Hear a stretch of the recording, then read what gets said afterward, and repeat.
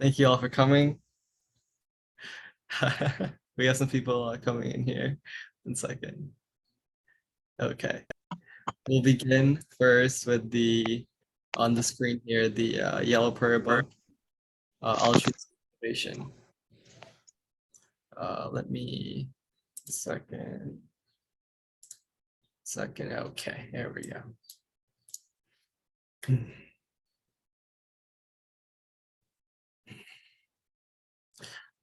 All mother sentient beings, limitless of space, especially those enemies who hate me, obstructors who harm me, and those who create obstacles on my path to liberation and omniscience. May they experience happiness, be free from suffering, and swiftly may they attain precious, unsurpassed, perfectly complete enlightenment. All mother sentient beings, limitless of space, especially those enemies who hate me, obstructors who harm me, and those who create obstacles on my path to liberation and omniscience. May they experience happiness, be free from suffering, and swiftly may they attain precious, unsurpassed, perfectly complete enlightenment.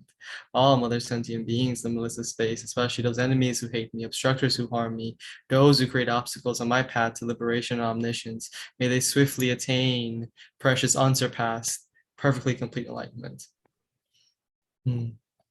Now we're going to start generating bodhicitta in this practice here.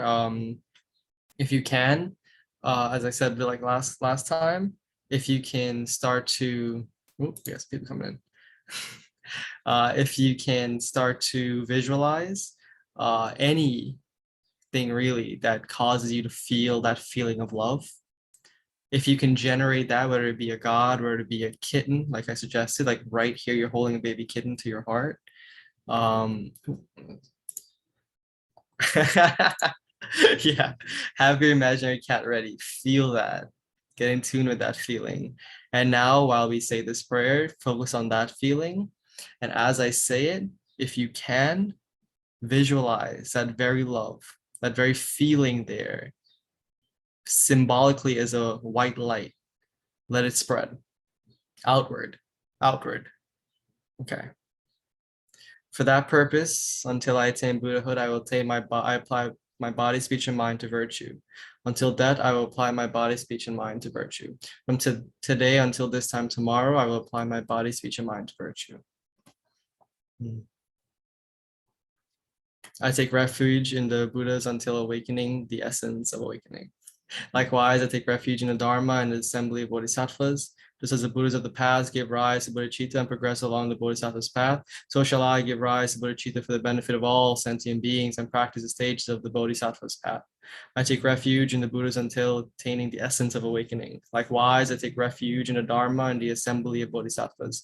Just as the Buddhas of the past gave rise to bodhicitta and progress along the bodhisattva's path, so shall I give rise to bodhicitta for the benefit of all beings and practice the stages of the bodhisattva's path. I take refuge in the Buddhas until attaining the essence of awakening. Likewise, I take refuge in the Dharma and the assembly of bodhisattvas. Just as the Buddhas of the past gave rise to bodhicitta and progressed along the bodhisattva's path, so shall I give rise to bodhicitta, the benefit of all beings, and practice the stages of the bodhisattva's path. Like I said last time, bodhicitta is precious. May it arise in those who had not arisen. May it flourish and ever increase and increase. This motivation to benefit beings through your own enlightenment, through the recognition that only until your perfect awakening can you truly begin to benefit beings. Having this always remembered, always generated before practice is recommended. Now we take refuge. Like I said last time too, before all practices, bodhicitta and refuge, the two most important things. So we must always remain steadfast on the goal. Always keep in mind why we're doing this. And what is your refuge while doing this? Until awakening, I take refuge in the Buddha, the Dharma, and the Supreme Assembly. By the merit of generosity and the other perfections, may I attain Buddhahood for the benefit of all beings. Until awakening, I take refuge in the Buddha, the Dharma, and the Supreme Assembly. By the merit of generosity and the other perfections, may I attain Buddhahood for the benefit of all beings. Until awakening, I take refuge in the Buddha, the Dharma, and the Supreme Assembly. by the merit of generosity and the other perfections, may I attain Buddhahood for the benefit of all beings. We'll recite the four measurables, including the footnote, please. May all mother sentient beings, limitless of space, have happiness in the causes of happiness. May they be free from suffering and the causes of suffering. May they not be separated from the happiness that is free from sorrow. May they rest in equanimity, free from attachment and aversion. The cause of happiness is love. Cause of suffering is self-grasping. May all mother sentient beings, limitless of space, of happiness and the causes of happiness. May they be free from suffering and the causes of suffering. May they not be separated from the happiness that is free from sorrow. May they rest in equanimity, free from attachment and aversion. Cause of happiness is love, and the cause of suffering is self-grasping. One more time. May all mother sentient beings, limitless of space, have happiness in the causes of happiness. May they be free from suffering and the causes of suffering. May they not be separated from the happiness that is free from sorrow. May they rest in equanimity, free from attachment and aversion. Now, lastly, we'll do the mandala offering. If you remember, whatever mandala mudra you choose, the one I do simple, that. Remember, pull the pinky apart, put the ring finger right there, and with the two that's left over, just I kind of pull them aside like that. So it looks like that. Okay. Yes, just pulling them. Okay. An infinite array of worlds, each with 4 continents and the wealth of infinite ocean of realms. For this part, if you can please visualize the grandest offering you can, the entire universe with all its splendor in every way possible, any decoratory things you can put on it, in all the planets that you can visualize, let it be so. Planets of gold, planets of silver, planets of all precious jewels. If I bring them all to mind and offer them without exception, please hold with compassion all the beings they contain. My body, my enjoyments, and whatever I own, my aggregates, the elements, my sense sources, my aspirations now and in times to come, as well as everything I grasp as mine. By offering them all, may I be blessed with the end of self-grasping. Completely liberated from the bounds of real and unreal, transcending the names and attributes of arising, cessation, and abiding, coming and going, affirmation and denial. The supreme mandala is the natural state. When I offer it, bless me to attain the state of Buddhahood. Om Guru Deva Rakini Ratna Mandala Pratika Swaha. Okay.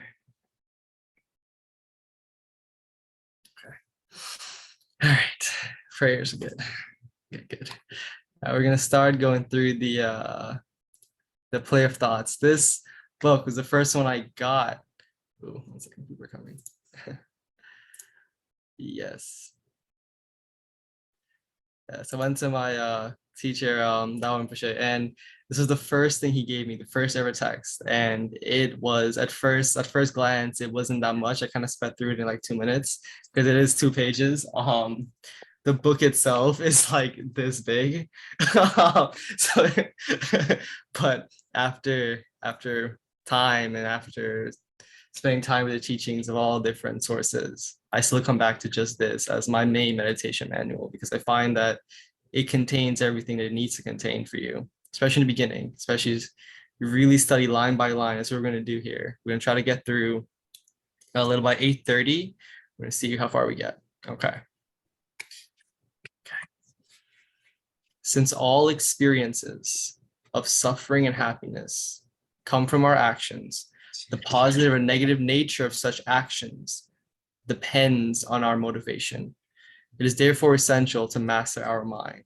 See, the coming from a Vajrayana place, these teachers, it is important to recognize that within Vajrayana, the most essential part, I would say, Vajrayana emphasizes is motivation. The motivation in which you proceed to do all actions that are done by your body, speech, and mind. He was giving a story that demonstrated this really keenly. It was a story that basically said, there was this farmer in Tibet, right? Poor farmer. He was walking up this mountain and he saw a tatsa. It's like a Buddha made out of mud, right?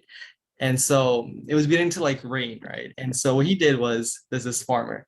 He took off his dirty, smelly shoes And he took the shoe and put it on top of the Buddha's head because he was like, oh no, it's gonna rain, it's gonna melt, it's made of mud. So he did that. And then he went along his way, attained to realization. Then came a monk, and the monk saw, he was like, how can someone do this to the Buddha statue? How can someone put their dirty shoes on it? And so he removed it. He too went on to attain realization. It is simply that. It is in every action we perform, watch your mind. In every action you begin to engage with, ensure that your motivation there is present. And the highest of all motivation, we say, is a motivation of bodhicitta. It is a motivation that will always take you through suffering, no matter what circumstance you're suffering it from. It is the mindset, the motivation to benefit beings through and through for their sake, To release your self-grasping in this means, to release your clinging so tightly to the actions that continuously propagate your tightness, your tightness on yourself and your close-offness, just worrying so much about here, mine. Ooh, 1 second, the chat. From where's from? What was it called? I have no idea. He just told it. Probably something he heard as a child. But yeah. And so that's the beginning part of any, I guess, meditation you should engage in is that motivation. Check yourself. See if you are doing it, for your sake, for your liberation, that's perfect. That's fine too. But keep making sure that don't sit there, if you're doing it for powers, then you only have so much.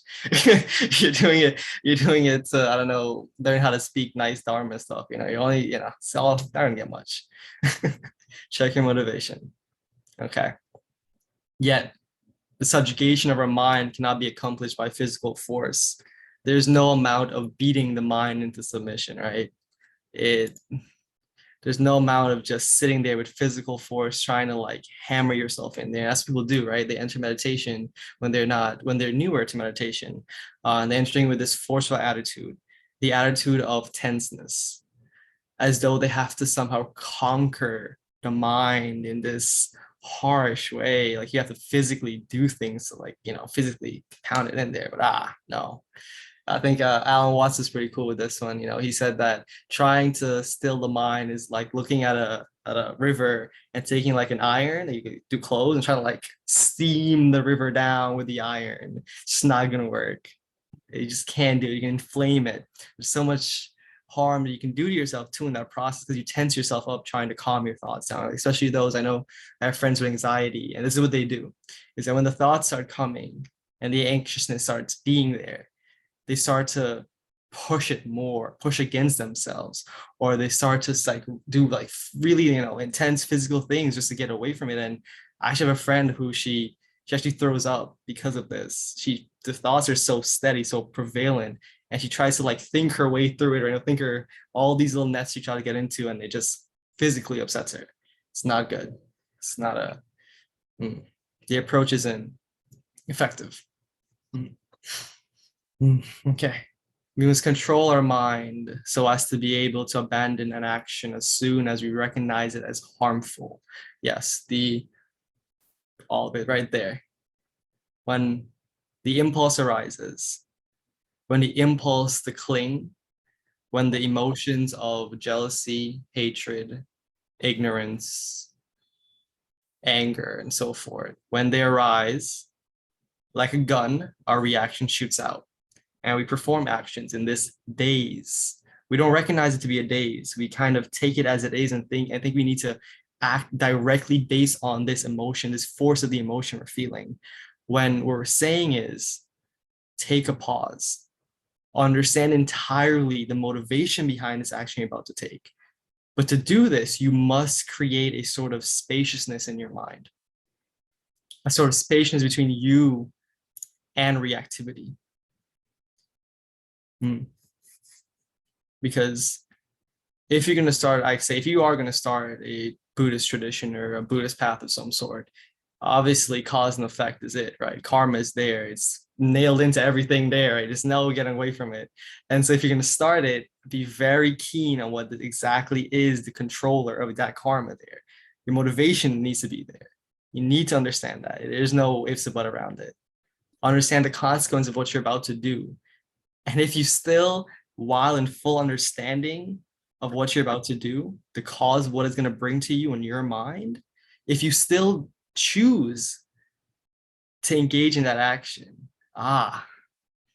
when that seed grows, and it will grow into some suffering of some sort, you might not suffer because of it. Maybe you detach yourself enough from all that empathy stuff, but others will suffer.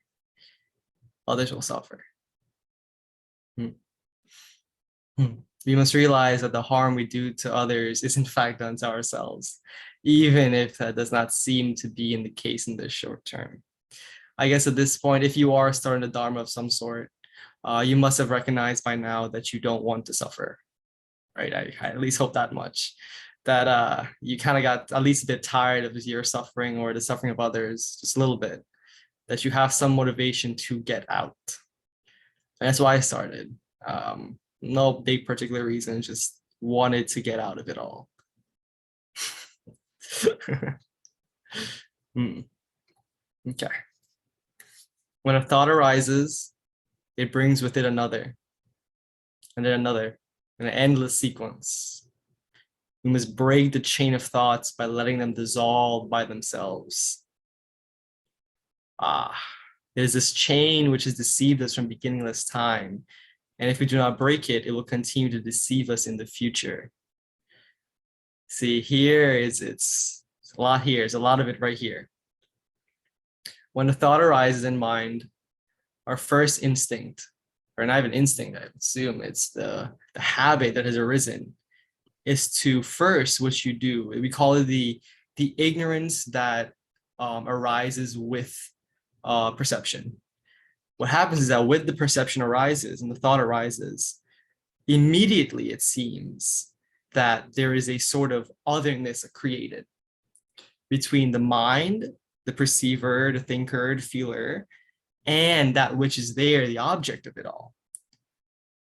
It seems as though with that arising, we immediately somehow see it as other, and therefore, not only do we search for the answer to our problems within that thought, within all the thoughts that arise in it, but we don't allow it to simply, well, we don't know that we can simply allow it, relax into it, let it dissolve by itself. We need not chase after it.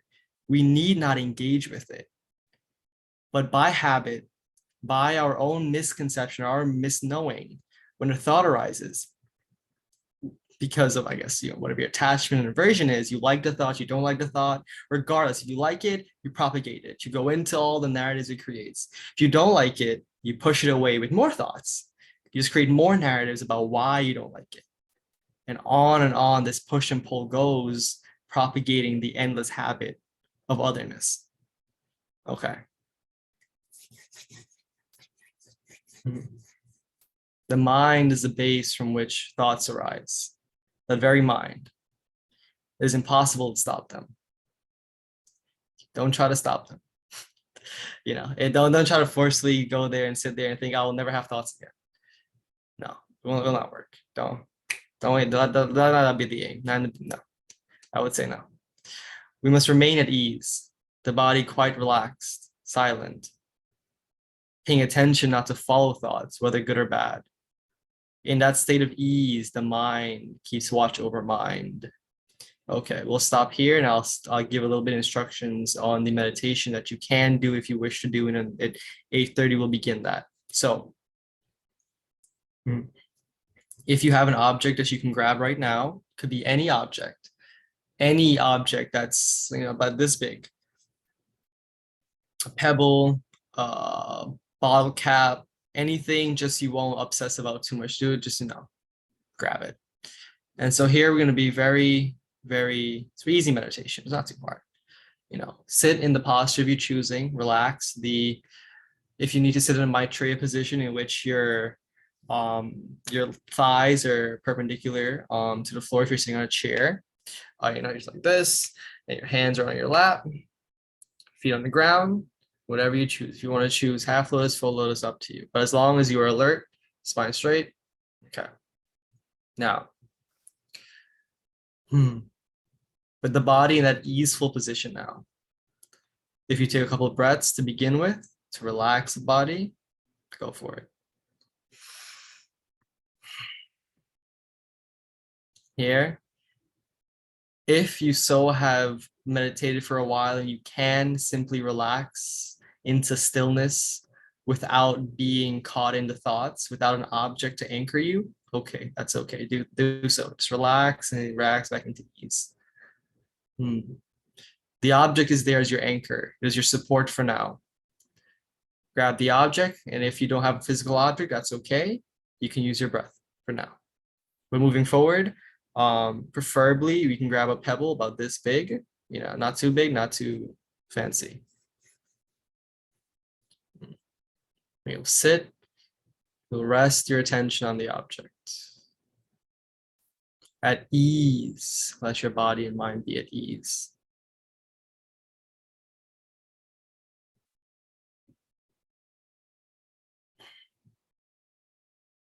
Pay close attention, arouse your wakefulness. Let mind not be caught in the movement, whether good or bad, does not matter. Simply do not follow them. Let them go by. You will see that you'll see that you need not follow them. But if it's your first time, yes, this will be a bit challenging. You'll be having many thoughts, but that's okay. Just relax the body, focus on that first. Place the object in front of you.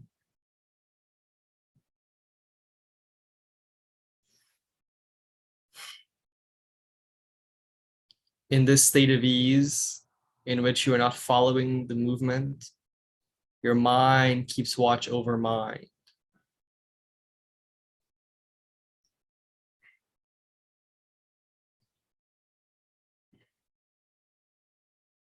Rest, rest, rest. Your mindfulness is a sword. If it is dropped, if you have been caught in the thoughts and the pattern and the flow, pick it up. Pick up your mindfulness. Stay alert, stay awake.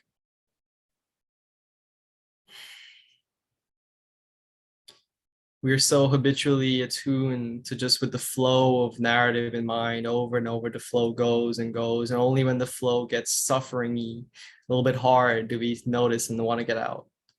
But other than that, we keep going with the flow, one thing after another. You think things, you feel things, and you think about what you feel about what you think, and on and on. It just gets mixed up into like a big ball of like yarn, all different colors and shapes and sizes. For now, for a minute, for a moment, if you can, rest at ease and let the mind keep watch over the mind.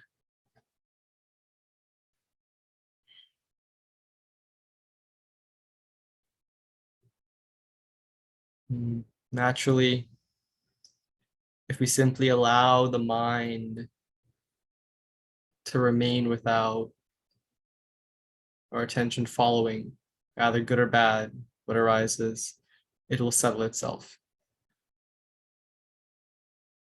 Without your needing to push or pull, get rid of, add on to,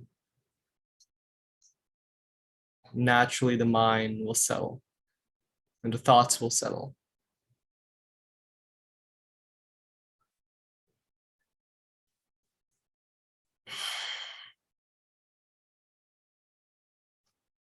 Okay, we do this now for 15 minutes.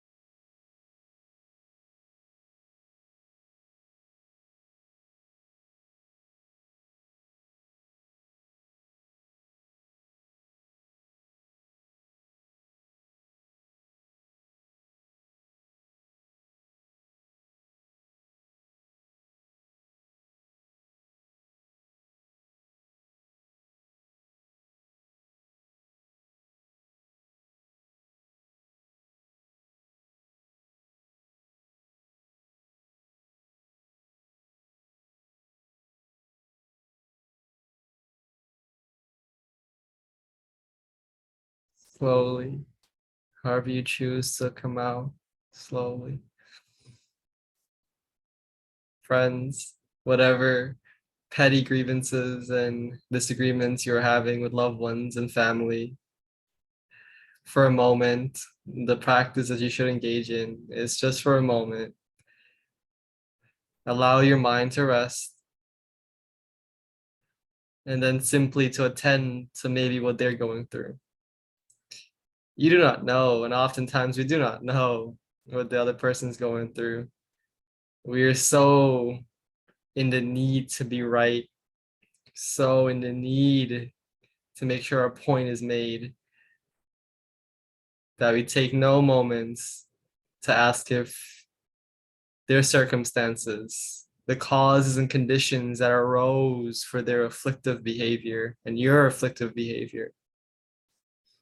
You take no moment to ask what they're going through. Let your practice be return to spaciousness. Open that habit that you allow yourself to attend to them for a moment. It's okay, you'll always go back to you, but just for a moment, attend to maybe what they're going through. And you'll notice in times of intense anger and clinging to afflictive emotions that this is very difficult. It's like you were caged in to this need to be so self-focused. This is self-grasping. Oftentimes, if we can simply let that rest for a moment, lines of communication can be open in new ways, not so narrowed ways. You can't seem to understand why they're reacting that way, and you can't seem to understand how you're reacting that way too. Rest the mind, go back to your anchor, let it be God, let it be mantra, let it be breath, whatever it is you so choose. Just for a moment, have the courage to step out of that self-grasping. For the cause of happiness is love. For the cause of suffering is self-grasping. I will end with a prayer to the lineage so that the blessings may enter our heart, so insight may flourish. Shuko konto zongpo gompo e dorje sampa gar dorji dang. Shri Singhe Bardu Shimlabde Dedang Map Song Tata Tu Somchi Dzogchen Jupe Lamala Solwa De Orgen Pema Junela Solwa De Dorji Chang Che Telo Narudang Marapa Mela Gompo Tasapa Na Pupadang Palden Drukpa So Kargula Manamla Solwa De. For a moment in your mind, please thank those beings who taught you to write, who taught you to read, who gave you the necessary abilities and faculties necessary to read the Dharma, to understand the Dharma. For without them, for without learning your ABCs, none of this is possible. Please give thanks to those who've led your hand, those bus drivers who did not crash, to the cars who did not hit you. For the mites on your skin that keep your body moving. May all mother sentient beings, limitless of space, have happiness and the causes of happiness. Emaho. Thank you, thank you, thank you. Questions now for the last 5-10 minutes that's left. Let me know. I'm here.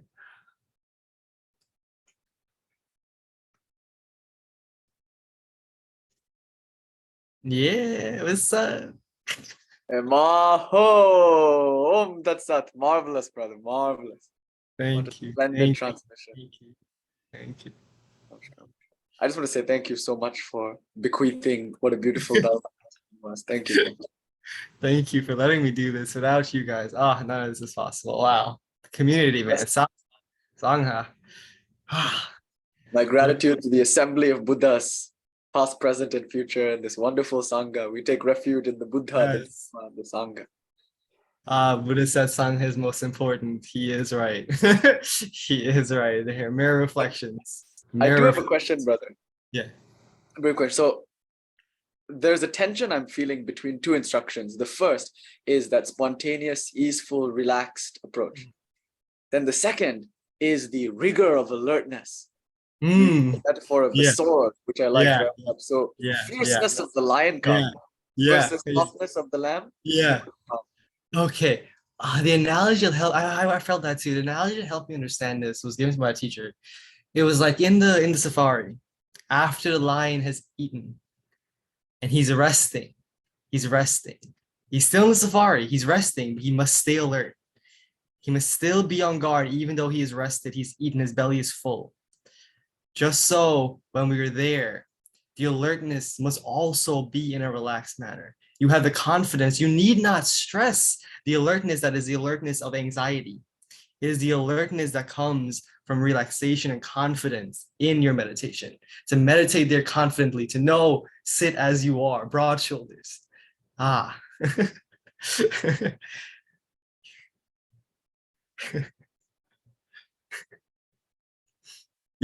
Tejas. I have a silly question. How are you holding your pebble? If you have a pebble. Okay, the pebble should be placed in front of you, like the position you normally do where your chin tucked in and a little bit down and following the line of the nose. Let the pebble rest there, the line of the nose. No, but don't you have a physical pebble that you're holding? Me? I thought we were supposed to hold a physical pebble. Did I misunderstand that? That's as the object of your meditation. It's easy. I mean, if you wish, you can hold, but that's like straining your hand, right? I just put it in front of you. No, I was holding a physical pebble. Oh. This is why my question was silly. No, it's okay. So, I mean, it helps as you're going out about in the streets, and you can put the pebble in your hand at work and you can look at it. That works too. But as long as it's useful, put it down in the dust. That would probably work better. Any more questions? Yeah, how about, I was wondering, like, let's say you don't follow the breath or you don't hold anything and you just exist in the moment, in the now, and you're just present in the now without any other contrivance. And then would that work, or what do you think would happen if you just could be in the now and without even trying to follow your thoughts or anything, just being present in the moment and having patience just to be in that state? Well, how would that work? Well, if you can, go for it. But eventually, whether it be now or when difficult circumstances arise, that ability falls off from us. No matter if you can do it now, that's nice. It's perfect. You may train in it as all you wish, but within this now, within this spontaneous presence, if the thoughts are being followed, the thought chains are hooking and your attention is there and there's this and that going on, is there actually being in the now there? And if you can rest perfectly as you are with the insight to know what you are in the spaciousness that is there. Yes. Go ahead. But wouldn't just being in the now like that, if the thoughts come, like you're saying, if you just had the patience, eventually they would arise and subside, and just spontaneously arise and subside all of themselves. You wouldn't have to do anything. It would just happen automatically if you just sat like that for long enough. And the instructions are just that. If the pebble, the object of support, is there just so that for those who are unable to rest without losing their vigilance, losing their resting in now, the pebble is there to return your attention to. See, after the stage of shine, we call it, it's called shine without an object. We take the pebble and we throw it away, and we have you sit in stillness. But you must first, the practitioner must first understand what stillness is.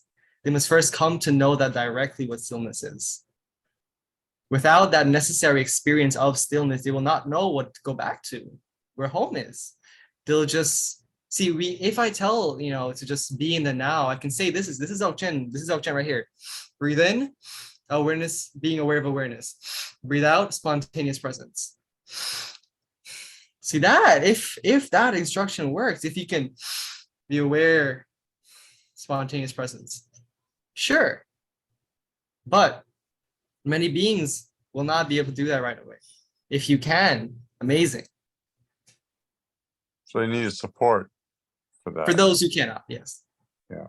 But after a while, the support can actually get in the way, right? It can become an obstacle. Well, that's when the teacher throws it away. That's when the Yeah. teacher comes and take your pebble and throw it away. Right. Once you know stillness enough, because after you've known stillness, this is when, once you know shine, mental stillness without an object, this is when we can begin to introduce now movement. See, people feel as though, the whole now thing somehow excludes all the movement of life, the lucidity of this wakefulness that is all of creation. And so they tend to want to reject it and move away from it. And this won't be the approach moving forward in this tradition that I'm from and most of the Tibetan traditions. We introduce back the stillness to show that, as you said, the stillness is not separate, it's never been separate from the movement. The stillness has never been separate from the movement. But first, the Mahamudra's method is to separate them first, so the practitioner can get proper confidence, understanding in both. Interesting. And then the reason we train is because this must not be something you can do 10 minutes every now and again. No. See, the training is there in Mahamudra step by step so that you can do this always. This relaxation, this understanding must be there. This insight must come so that the progression is so that in every moment, this is possible. If you wish, the Dzogchen method is to show you it, let you sink or swim. Mahamudra takes you step by step, and this is why I prefer a Mahamudra style technique for a larger, gathering. Because it's for their benefit of beings, right? Not for the 1 and 2. The 1 and 2 will get it, however they get it, they get it. But for the benefit of all beings, we must address all capabilities.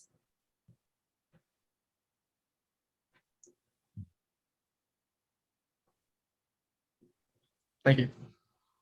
I think I've got another question.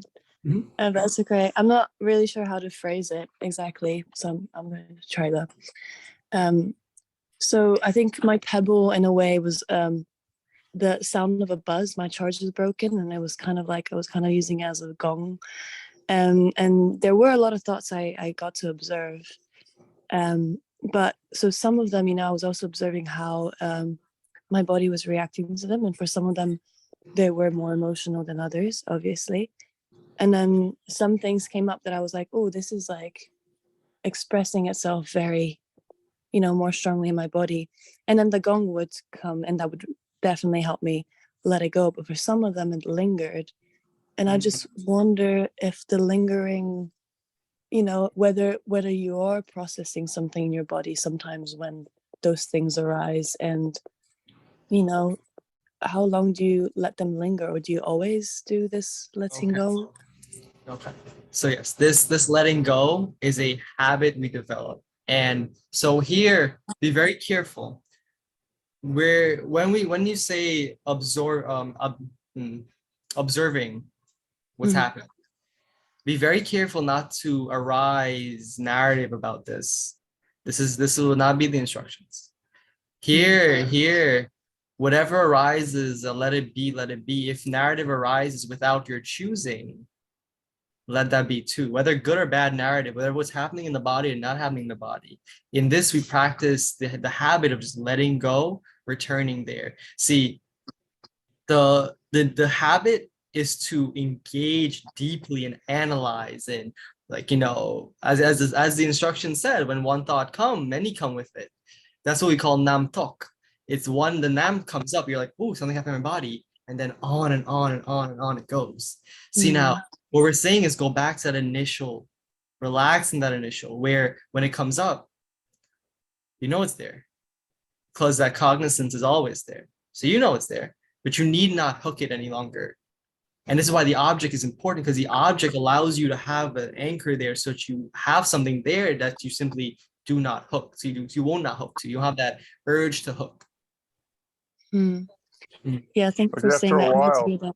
Well, sorry. after a while, it's like when you do what you're saying, the thoughts are less and less frequent, and the gaps between the thoughts become larger and larger, and then you start really getting really into that, and you have no thoughts at all for extended periods of time.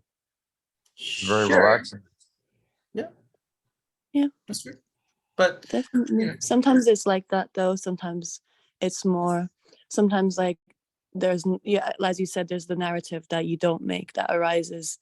And then it's even easier to attach thought to that than to thought. So basically it's like, oh man. So Pick up at your one sword. point I was starting to analyze something, and then something literally came up and it was like, don't analyze, don't analyze. I literally heard that.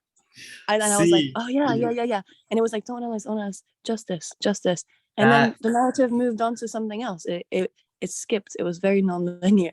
this is the But beauty of this practice too, right? This is the reason Mahamudra is that it will train both vipassana and shamatha in one. See, the pebble does nothing. Understand this. The pebble will not do anything. The pebble will be your best friend, but it will not do anything. It will just stay there. Yet mind, you will learn so much about what your mind does. And this is the part of in this part that's important for this meditation, is that you train that exact insight you're getting. How unable we are to simply not engage. And see that habit of not engaging is actually prevalent in many aspects of our lives. And every afflictive emotion arises, that habit of engagement spontaneously there. And on and on and on it goes. See, like Mar said, yes, as you do this, they become less frequent. The force of them and the force of the narrative becomes less frequent and less intense. And so by that, you are able to relax and return back to the object of your choosing. If you wish, if you're matured in the practice and you need no object, good. You simply goes by. But for now, that's it. Learn just that. Recognize that the inability to simply relax back to the object. That is the insight that's there. That is the insight that shows us we need practice. There's something that needs to be done. Why do you use a pebble instead of the breath? Because so many of the texts always start with the anapanasati and the focus on the breath, because it's the most convenient thing to support the shamatha. So why do you start with the object or the imaginary or the pebble instead of the breath? Pebble? What's the reason? Yeah, because eventually when we throw away the object, it's hard to throw away your breath.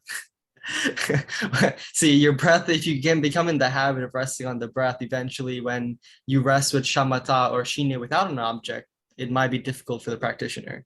And so, like I said, with the object, with the pebble, we can just throw it away. We can just throw it out. And this isn't like, this isn't Theravada. This is a Mahamudra practice. It's very traditional. It's meditation. The pebble is traditional way of doing it.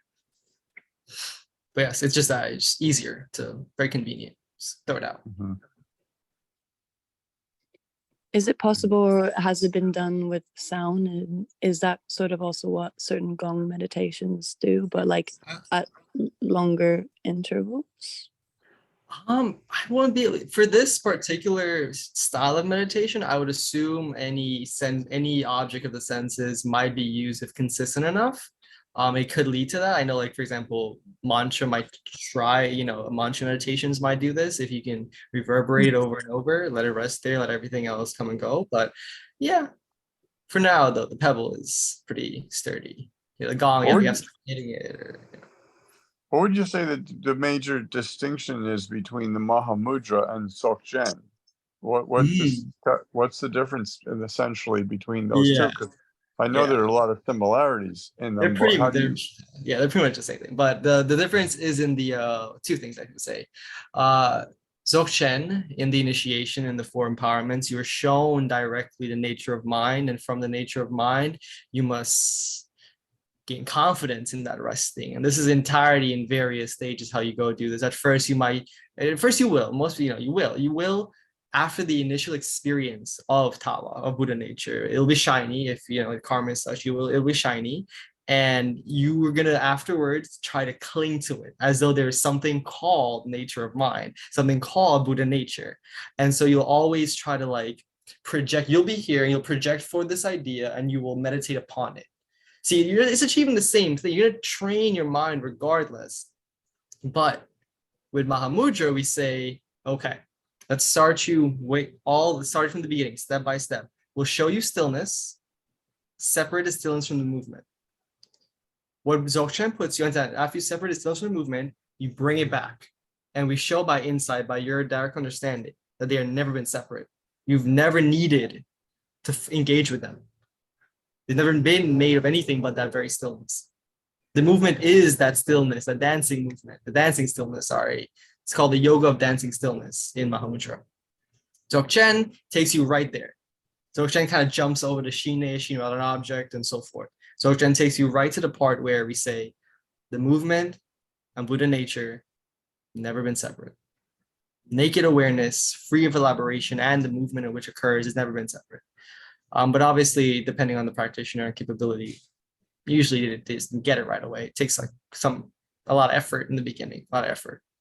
And you're saying you need to have some kind of an empowerment or for the Dzogchen. You're saying the Mahamudra, you're not supposed to require a initiation like that in order to achieve that realization. Yeah, if you have a teacher, if you're a Mahamudra teacher, when that time comes, you'll get it. Don't worry. Because it's very, it's very practical. It's very step by step. You gotta worry about that. And the movement comes back in. It'll be okay. You know Long Champa? Yeah. I met a lama who was from a while ago, and I was talking to him about Nagarjuna and the fundamental wisdom of the middle way, and he suggested that I practice an uncontrived mind and read the seventh treasury of the Dharma Dhatu by Long Champa. And so I started to get into Long Champa, and I found Keith Dowman's translation as a PDF file. And then I was listening to the, what's her name? The woman who has all those videos and all the Long Champa. I've been listening to those, the different treasuries. And I think those are very, very effective for me. And just by listening to those meditations and those things, they're very mind expanding, and they're like a form of meditation almost in and of themselves. She just reads these classic translations of these texts. Are you familiar with those? I was wondering what you think of that. They're good. If you have received empowerment, they're to be used as motivation, because here's where you have to be careful as to think whether or not you are practicing Dzogchen or Mahamudra. If you have not received it, be careful, because what's going to happen is we get caught up in the shininess of intellectual bliss, or the clarity that comes from intellectualizing, and understand that this isn't quite it. Read it, hear it enough, let it come, let the inspiration come, but let the inspiration be directly for you to find someone, find a teacher, because all those Dzogchen sound simple. There's so many ways to get caught, especially if you think you're doing Dzogchen. My God, if you think you're doing Dzogchen, you're already like, yeah. But yes, no, the expansion, the resting that comes from it, that's nice. It's a blessing right there. If you can feel that, if you rest with that as it's being recited, it's good. But know when it's done, if it is a path you so wish to choose, go for it. Just make sure you're, doing it proper. Yeah. You can waste a lot of time in especially these direct paths, right? It's Dzogchen Mahamudra, you can waste a lot of time. Because a lot of people, especially Dzogchen, if they don't have a proper instructor, what ends up happening is they rest in what my Lama calls stupid shamatha. They get very caught up in resting in stupid shamatha. That state in which is formless and it's nice and peaceful, and you're like, you come out of it feeling so clear, so much clarity, so much non-thought, so much bliss, yet none of it is it. But yet they get caught in it and they stay there for a very long time. Still not it.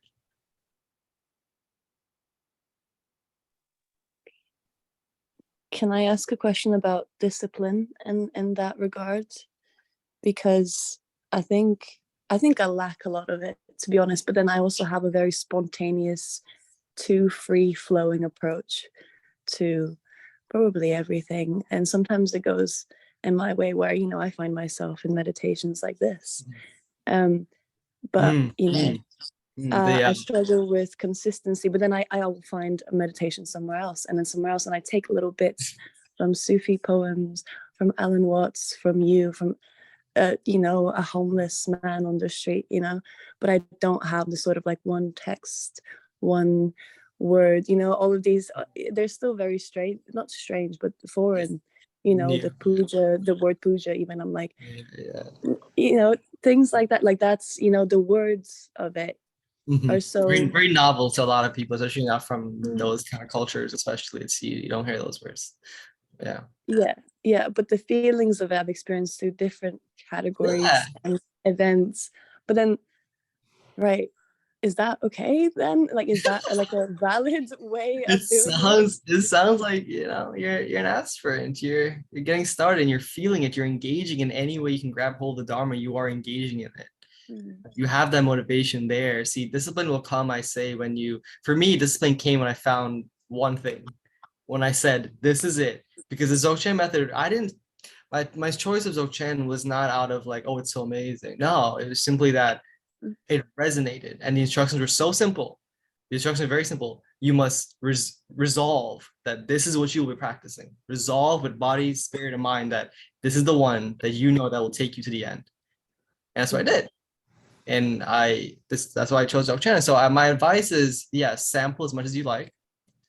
Eventually hone in. Yes. How long do I sample for? Is what I think to do. Okay, this is actually what I thought. Sampling for a while. For a while, okay. Okay. I would say the way we would create the cause and conditions for you to find the one is that help beings, as we should do, make what we call manlam, wish path, say a prayer that includes your throat. Say, you know, I wish that beings everywhere may find their path. I wish that beings everywhere might find that one truth that resonates throughout that will lead them to perfect liberation. Say a prayer, say it with actual resolve. After you say it, perform an action that will help a being find their path. See, this is how you're creating the cause and conditions for you yourself to arrive at that one true teaching. So if you need to send to a friend, maybe they'll like this Dharma or that Dharma, send it out. Help them, be like, here, you know, try this, try that. That's my advice there to you, is to, because it's a very personal choice, obviously. I can't influence that. And so you yourself create the cause and conditions that, you know, would get you there. Absolutely. Those things arise as well. And then when they arise, you're like, oh, wow, what's this? And then you can like feel it as you're doing it. It's very, and then you forget to do it for a while and you do it again. You're like, what? I was lost for this like week and like forgot that you could just take back up your sword. It's not picking up your sword. You just dropped it. It's fine. You dropped it many lifetimes ago. Just pick it back up. Yeah. Oh, you can always pick it up. You can always pick it up. Always. Years and years may go by, but you can pick it up. I was like under the impression that a lot of the different paths are graduated paths and they're progressive paths. And the idea of Dzogchen is it's a direct realization in the moment, in the now, and that I guess lots of beings need to go through graduated paths, but people could start to cling and become attached to different accoutrements in those paths, and then they eventually can become obstacles. But that ultimately, on the highest level teaching, you have to just be able to sort of accept the present moment and to see it as the ultimate, you know, reality. And yeah, we have to be careful here, right? I think I stopped using the word direct path for Dzogchen a while ago because I can't wholeheartedly endorse that. I can't. No. I've seen many practitioners, me myself as a practitioner can tell you, it's not. Just because you call it direct path, meaning you'll directly like, no. If by hearing any truth anywhere, the highest truth, right? And you get it, good for you, you got it. But if you did not get it, there is this idea we have where we create the concept of the present moment, this subtle concept called the present moment. And then we try to attach ourselves to that. We try to attach, or we kind of push it away, something or the other. And somehow we have to realize the present moment, even though I don't know what that even means. Realize the present moment. No, if that's such a thing, concept, who is realizing it, right? But I think also Ram Dass always said that for a method to work, you have to be caught in it first, like then you can let it go. But if you get caught in it first, and then even Dzogchen is a method. Even the beginning of these efforts, you need effort, a lot of effort to enter into effortlessness. You need effort. Don't ever, Dzogchen is tricky because you get caught up in the words in the beginning and you cling to the words. See, if you receive Dzogchen initiation, you should not be reading a ton of Dzogchen books. I would say put them down. Put them all down. You should not be engaging too much in Dzogchen books and Mahamudra books if you have been initiated. If you have seen Tawa, if you've gotten the instruction on how to rest there. Don't be reading Dzogchen texts, because all you're going to do is create nice, fancy little names for things. Primordial purity, vast, infinite expanse of all energetic display. It's, no. You'll miss the point entirely.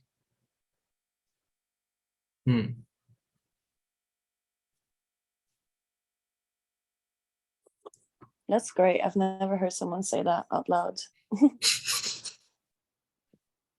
It's so true, though. It's also just like sometimes we want to be attached to something. We want to attach, and we don't realize it's coming from that. And obviously in the beginning, that's nice. And as I said, you will be attached to a subtle perception of Buddha nature, to a subtle idea of it, and you'll meditate as such and motivate as such. And that's fine. And as we said, even that is the method. See, Dzogchen is built in. All of it's built in, right? It's not a lot of elaboration. It's like spirals and levels. Yeah, it matures. Yes, your meditation matures. Just like this, Shine, this very practice, Shine, will mature. Keep at it, will mature. And eventually you will get, like Mark said, you'll get to the point where simply resting undistractedly, mind will settle itself. But it needs to mature. If you need the object, use the object.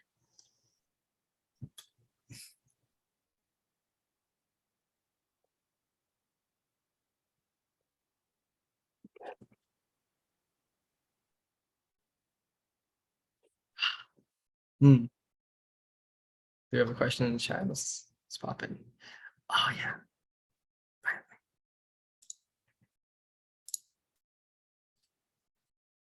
Any more questions before we call it a day? This is a good session. It's a good one. I didn't think I would have to talk about Dzogchen this much, but here we are. It follows me.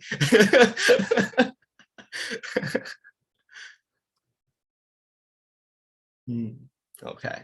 Alrighty. Okay. Once again, thank you all for coming here. God, it's so much fun. I always love doing this.